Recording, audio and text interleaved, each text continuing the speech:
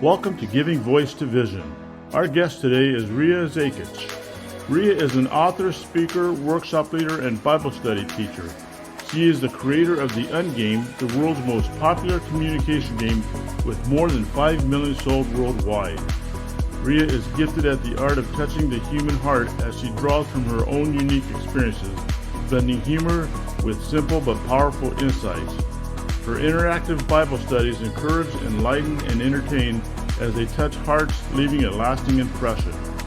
A recipient of many community service awards for her work in the inner city of Los Angeles, Rhea has been featured in the Reader's Digest, US, Redbook, People, and Guidepost magazine. Stories about Rhea and the UnGame have been published in major newspapers including the Los Angeles Times, the Boston Globe, the Washington Post, and the San Francisco Tribune. Let's welcome Rhea Zakich. Well, we're excited to have Rhea Zakich, the founder of the UnGame, with us today. Rhea, welcome to Giving Voice to Vision. Thank you, Bob, Michelle. Well, can you give us a brief background about who Rhea Zakich is? Who she is? Well, I'm a person that had a very humble beginning. My mother had a fifth grade education. My dad went to eighth grade. There were no books in our home. The road where I had only 3 brothers to play with. And so I realized as I got older that other people had a completely different lifestyle. Never went to a party. So I was kind of a late bloomer, and I always felt I had my own style, I guess. But I look back, even though we were not a church family, and the only time I heard the word Jesus was when my dad would cuss. He would say, Jesus Christ. So I didn't know Jesus was a person, thought it was a cuss word. So I was a late bloomer. But in my 20s, because of a neighbor inviting me to church, I began a journey that had some faltering steps at the beginning, but met God actually before I met Jesus. I decided to find out if God really said what they told me in church he would do, and that was guide us. And so during the Watts riots back in 1969 or 65, I thought, okay, I got to find out if God will really guide me, because I know nothing about riots. I know nothing about Watts. I got in the car, and that was the beginning of a life-changing series of events, miracle after miracle. Then when I met Jesus, I realized I knew him all along. He was the one with me. I just didn't know his name. So here I have had an amazing life, a series of miracles that I see now. I didn't see them while I was in them. Wow. Thank you, Rhea, for sharing that. I'm grateful to have been privy to some of this before, but it's good to hear it again. Tell us a little bit about the UnGame. Well, it's not like I set out to create a game on purpose. When I went into the inner city of Los Angeles during these Watts riots, it was such an amazing culture shock for me, because I had had this sheltered life. I'd been married 5 or 6 years, had 2 little children. And seeing a different way of life in the fire-torn city of Los Angeles opened my eyes to some of the things that other people go through.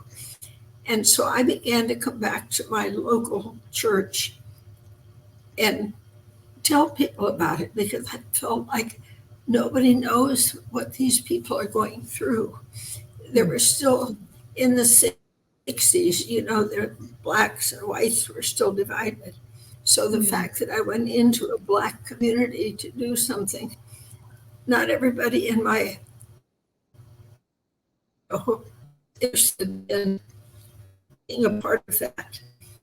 And so I felt like a kind of a warrior, but I did get invited to speak to places about my perception of the problems of people who riot. Well, I got more popular going to churches and speaking and schools, which took more time than actually going. And I remember thinking, I found my calling. I'm going to be a speaker about poverty and people who riot. But all of a sudden, something happened. I developed a throat condition. I was getting laryngitis, kept it for weeks and weeks. Went to the doctor, was told that he saw some suspicious growths on my vocal cords. Now, this was way before we could ask Alexa or go on the internet and learn about things. So when he told me that, it was like, what? He called them cancer-like growths. And I didn't have any books to look at, but he told me that I also had throat. So he said, I want you to go home and not speak for 1 month. Well, how do you do that with 2 little preschool boys? But I did because I was scared. At the end of the month, he operated on one of my vocal cords, told me to be silent another month. That was the hardest thing in the world. I just remember curling up in a ball. Thank goodness I had a husband that could handle all the things that I thought it was necessary for. I had a second operation, another month of silence, and to hear the doctor say, as I was being sent home for a third month of silence, you better be thinking about what you might do if you never speak again. And I thought, wait, I've saved up 10,000 things to say. And so that month of silence was horrifying for me. And of course, during 3 months, I had gone through anger and yelling at God and saying I was doing and what's happening, and people need to hear what I have to say.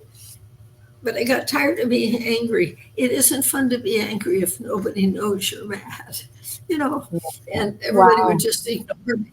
Nobody spoke to me when I couldn't speak. I was like invisible. The second month of silence, I guess I'd call it depressed. I didn't know the word, but I curled up in a ball and just didn't care what happened outside of my bed. So the third month, there was this panic. And I remember walking during the middle of the night, pacing around while everybody slept, and literally collapsing on the floor in the living room and crying and crying and crying. I look back and I think it was like I was emptying out years of frustration and anger and silence. I'd never talked to anybody about who lived in here because I always felt I had to be accepted. And after, I don't know how long I lay there and cried in the dark, but suddenly there was light.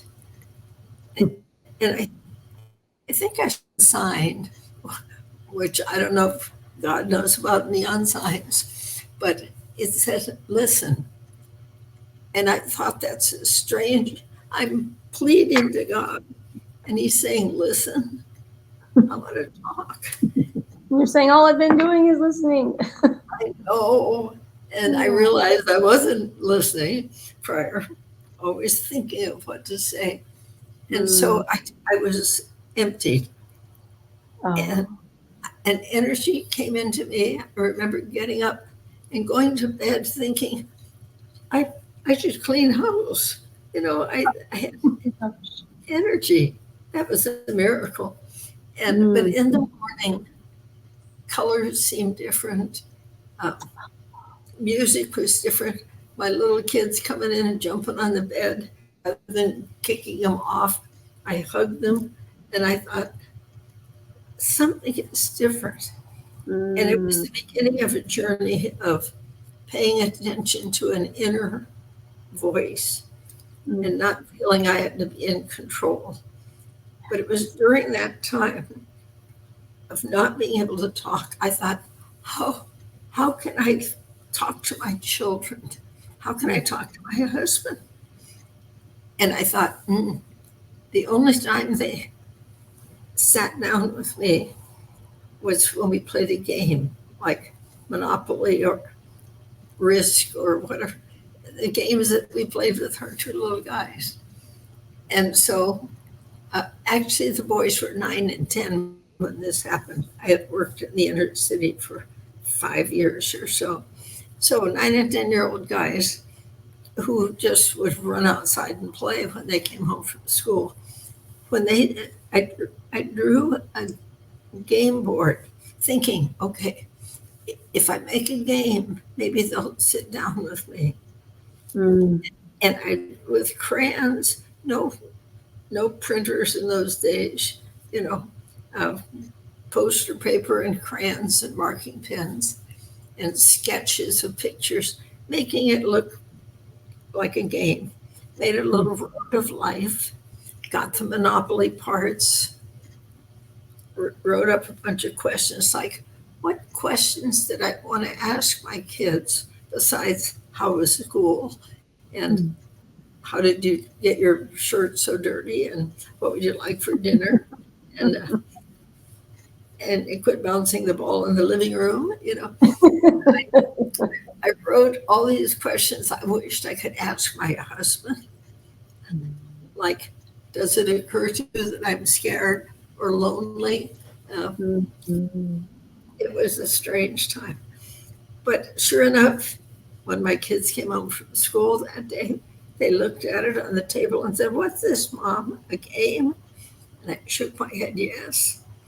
And they said, hey, Dad, Mom made a game. Let's play it after dinner.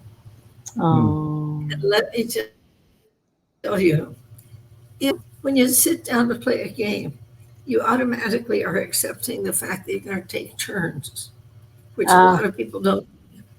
A lot of people don't do in a crowd or at an event. People just jump in, but you take turns.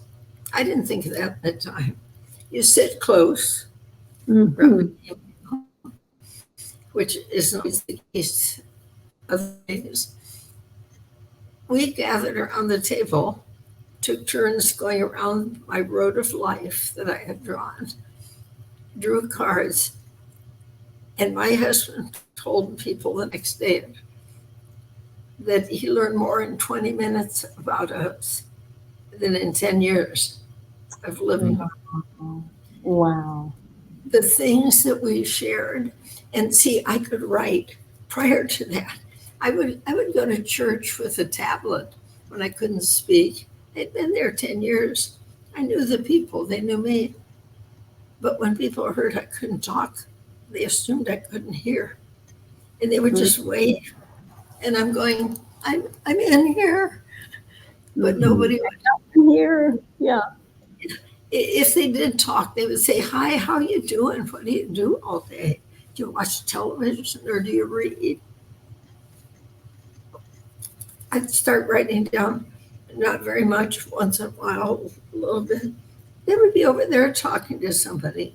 Nobody stood while I wrote. So tablets didn't work out there, but they did around my game because people knew it was my turn. And I would draw a card, show it to them, write my answer, Pastra. They had no idea that I was scared, that I thought I might be dying, that, Wow. I didn't know what to make for dinner. I learned so many things, and so did they. So that was the beginning. It never occurred to me it would go beyond my kitchen table. Until my husband thought he would do me a favor I had always been the social secretary of the family. I'd invite people over and have gatherings. He knew that I liked people. Mhm. So he invited our neighbors to come over, bring their teenage sons to play my little game. That would make it easy for him because he wouldn't have to entertain them. Mhm. They wanted to borrow it afterwards. And the mother said to me as she went out the door with it under her arm, she said, when I ask him a question, they just grunt. But when they were playing the game, they would give all this information. So she borrowed it, which excited me. But Mhm. wait a minute, it was my only way to talk. So I had to make another one, and another one, and another one. So you handmade all these And games in that time. Is that correct? say that. And Did you hand make as you were giving these games? You were making them by hand at that time, correct? I even employed my sons to paint hours that go around the road, that you use in the game. We painted rocks, and so they were kind of my helpers. Yes, they were all handmade, up to Wow. about 100. Oh my God. So it was orders from school teachers saying that a child had brought and she wanted 5 of them. And a pastor said, I have a youth group. And somebody brought one of the handmade games in. Could you make 4 or 5 for me? And it was Word. too much of a good thing. And then I'm thinking, oh my Yes. gosh. You got a family to raise Because, and boys to feed, and yeah. I didn't have a job. And my husband was in aerospace. He'd be laid off every so often during those years from Mhm. Rockwell, from Boeing, and McDonnell Douglas. And so I couldn't ask him. I didn't feel I could say, would you finance my hobby? Um, when he wasn't sure we could make our house payment. So Sure. I was kind of at the mercy. And I remember one night I thought, well, I've got to figure out a way to do more than one at a time. So I drew a picture of the game board on paper.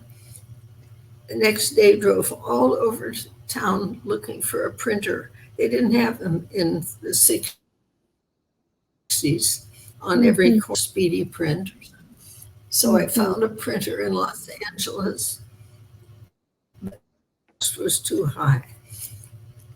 Then I met a woman who ordered 5 games, a psychologist. I told her I couldn't do any more. She said, well, let's go over to Goodwill. And I said, Goodwill. She said they train people, and they have a printing shop. They print the letterheads and envelopes for the Santa Ana School District. And Oh.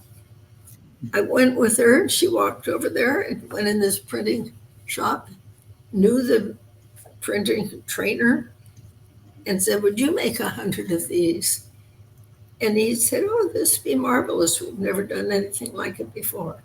So Wow. then I had the games printed on paper, but they would curl. If you lay a paper on the table and then Sure. store it. So I thought, okay, I'll go out and empty every trash container behind the stores for cardboard, cut it, glue it. Well, I didn't know I was aiming for my second or third miracle at the time. Mm. I laid 30 cardboards out one night when everybody went to bed, sprayed them with a new spray glue I found, smoothed these beautiful papers on there. The next morning, they were all like potato chips. They curled, Oh. and the glue caused the ink to bleed. And I thought, no, So I stacked them up like Pringles potato chips, stuffed them in the trash barrel, threw all my painted rocks away and my questions and said, okay, God, if you want this out there, then you do it. Mm. I had no idea when I look back at what a turning point that was. Mm. Would you believe a little boy, neighbor boy, 2 doors away, that played with my sons, found them in the trash barrel, saw the colored rocks, took one of these game boards out, unbeknownst to me, Oh. handful of rocks, handful of question cards, took them home. I didn't know this for weeks and weeks later. Wow. Because of that, his mother, who worked all day, came home from work one day to little Stuart, who hadn't gone to school for a week because his father died. He had this game sitting on the living room floor. She told me later she sat down with him and he answered the questions, and it was the first time he had talked since his father died. Oh my And God. now I still didn't know any of this was happening. She took it to her hospital where she was a nurse. She trains teachers or nurses. Mm. She wanted nurses to experience this so they would have an idea of what people feel and think and show them how human their patients were. I still didn't know this until later. A Sparklets water truck driver who knew her because he always delivered it to her office saw it, borrowed it, played it with his extended family, changed everything that her kids and his kids were at war.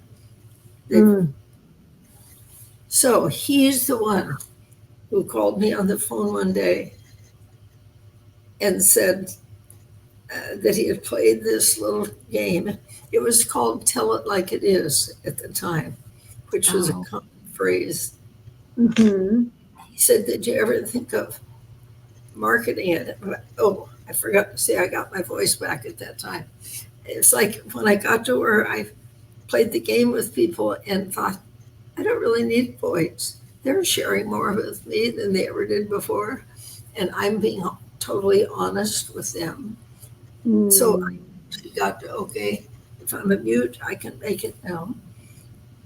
Mm. But then suddenly I got up one day and I could talk. So that was a God thing for sure. Absolutely.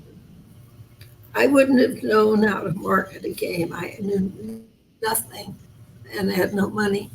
He asked if he could do something with it. Mm. He actually mortgaged his home. He knew nothing about producing a game. This is the And Sparklets guy, correct? what? Is this the Sparklets guy? I want to make sure we. Yes. Okay. Okay. He said, it changed my family. We've got to do something with this. And I said, I don't know how to do anything with it. I don't know who does these things. He said, may I try? I said, sure. And so it took him about 9 or 10 months to get back to me and say, this is what it looked like in a box.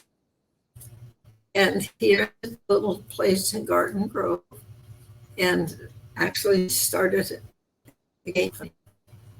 And it was at that time we decided if he's going to try to market it, he knew nothing about marketing either. It needs a name. And it was in the box, it looked like a game, but it's not a game. There's no competition, no strategy, no winners, no losers. So we said, but it still looks like a game. And if it would ever be sold in a store, it would be in the game section. So we called it the UnGame.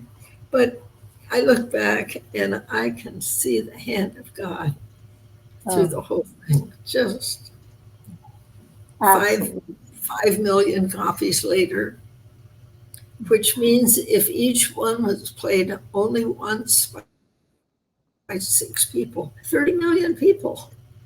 Yeah. Talk about acorns. Whoa. Far more than that, of course, because, wow, Rhea. It's, it's beyond my understanding. I would have known that. So I'm blessed. Wow. And Teaching. the amazing thing is, 50 years have gone by, and I still get mail, or emails now, but I have boxes of letters. And I think, who writes to a game company, for heaven's sakes? But, like, who would write to Checkers or Monopoly and say, I had a great time last night? But people talk about dramatic changes in their life. So I'm Wow. so blessed. It's amazing how God took the most difficult, painful part of your life and made it into something beyond you could ever dream or imagine. And that's what his word says, right? Right. And I try to incredible. remember that now when I'm going through a situation that isn't fun. Trying to remember, okay, this is part of something bigger. Yes. All the things I went through at the time, I would get angry and frustrated and want to quit. And then something would happen that I get all excited again. And I thought, why don't I remember that now? So that when I'm going through something, it's just part of the next step. Yes. Yeah. That's bigger plan. I trust God with that. Yes. So, And you have faithfully trusted God. Faithfully. We teach people through a course we do called Living Your Life by Design that there's purpose in your pain. And I think the Latin root for passion is suffering. And you got a passion that came from your purpose, which came through your pain, that's made a difference. that gives me goosebumps. That says it. Yes. And I think I've been pretty good about remembering that for the last 20 or 30 years. When I would take the time to look back and track the journey, see the things that I myself could not have figured out or done, I could see Jesus walking with me the whole way. Truly.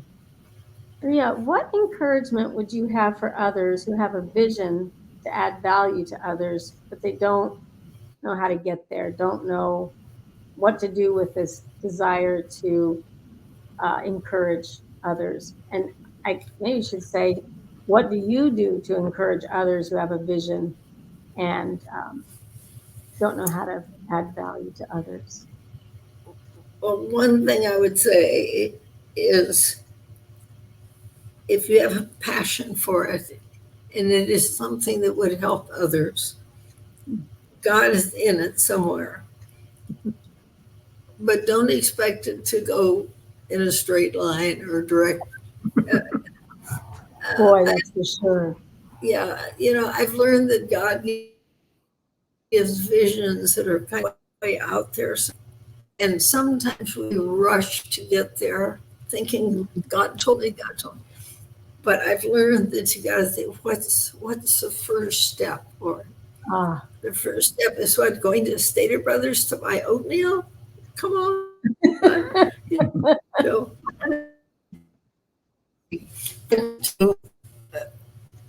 that you don't get the second step sometimes until you take the first one.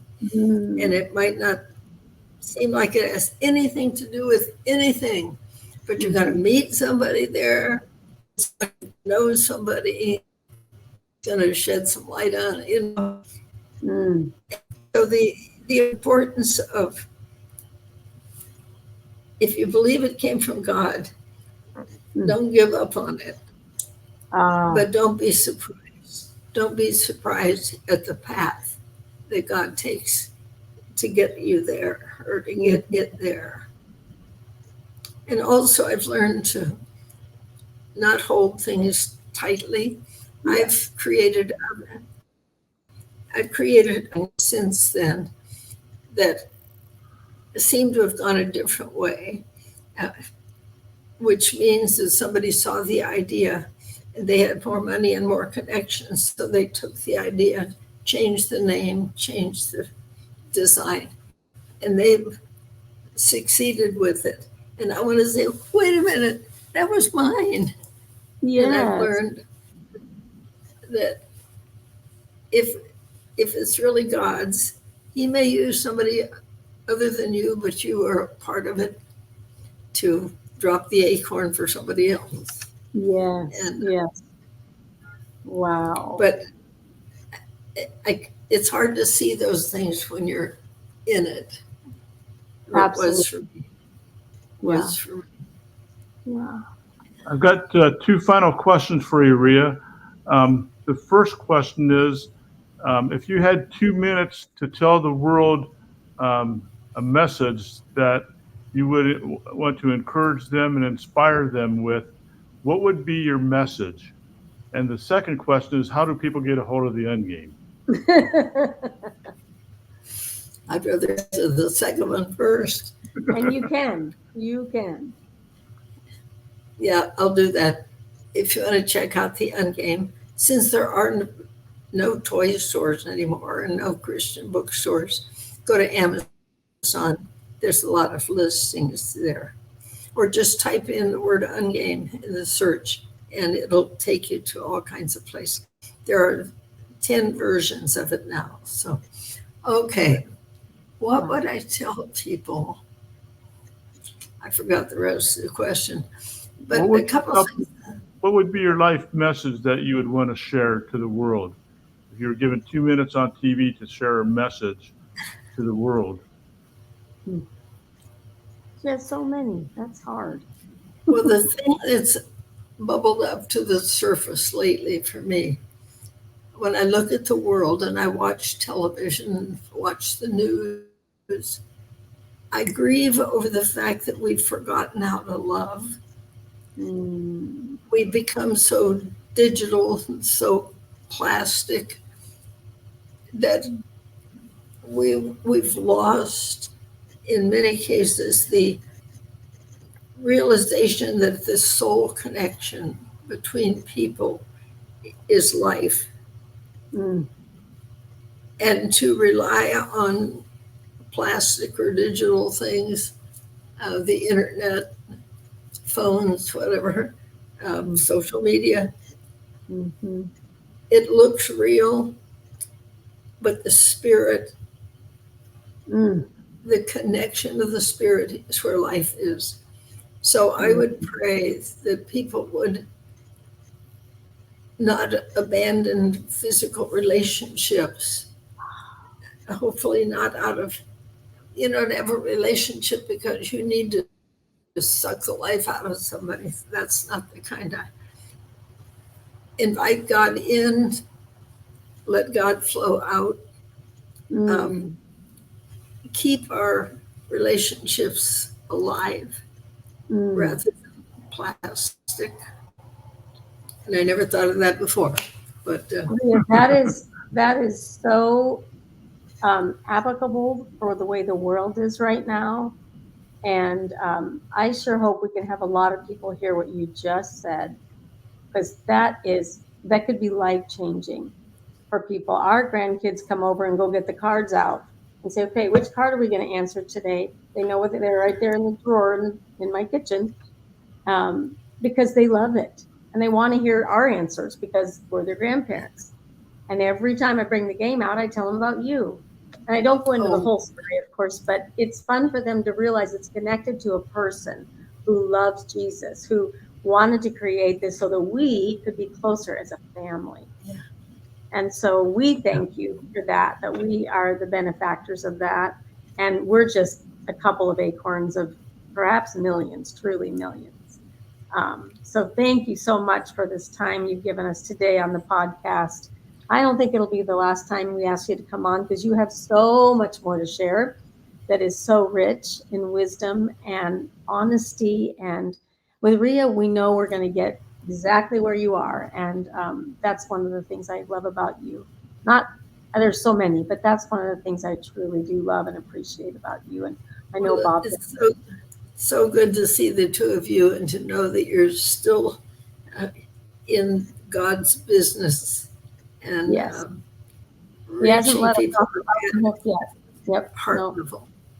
Yeah, absolutely. I tell people that when God gives you a purpose, that the provision follows the purpose. And that sparklet sky, the provision didn't come in the form of money, so to say, but it came in the form of a person who had a huge impact. And people don't know the story about the sparklet sky, but without the sparklet sky, there maybe wouldn't be an UnGame. So it's Exactly. amazing how God provides. Well, and we Yes. sometimes think, well, I'm just a sparklets guy, because you know me, I'm the sparklets guy. You and Bob are the big idea people, and you come up with an idea, and I'm my brain, I'm thinking, how in the world are we going to do this? And I just sit and listen, and all at once it was happening.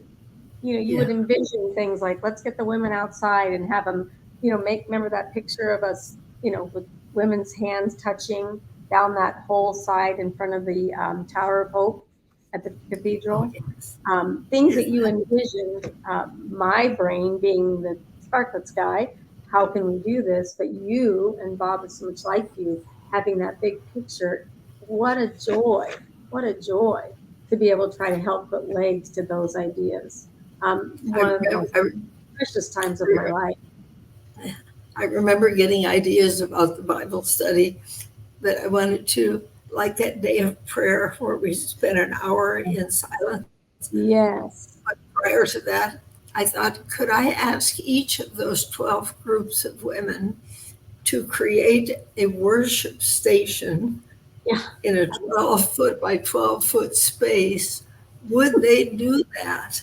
They didn't all know each other that well. No. And somehow that, when I think back of how that room was transformed, people brought rocking chairs and canopies and tables and figurines and flowers. And we spent an hour in silence, which is when Jesus said, could you not stay with me in silence and prayer? And those are rich memories. But, when I went to you and said that, you apparently said, go for it, because we did it. Yep. So good to see the two of you. Yeah. Looking good.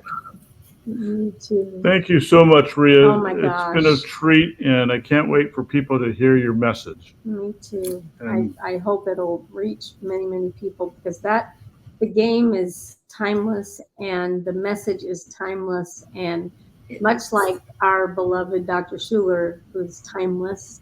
And of course, you were on the Hour of Power years ago. And so I look back and think, wow, I had the privilege of helping you put legs to some things and getting to see what God could do through you. I couldn't have ever dreamt of those things, but it was such fun to figure out how we could do it. And our lunches together, you can name this one. Our lunches together are still, I hold very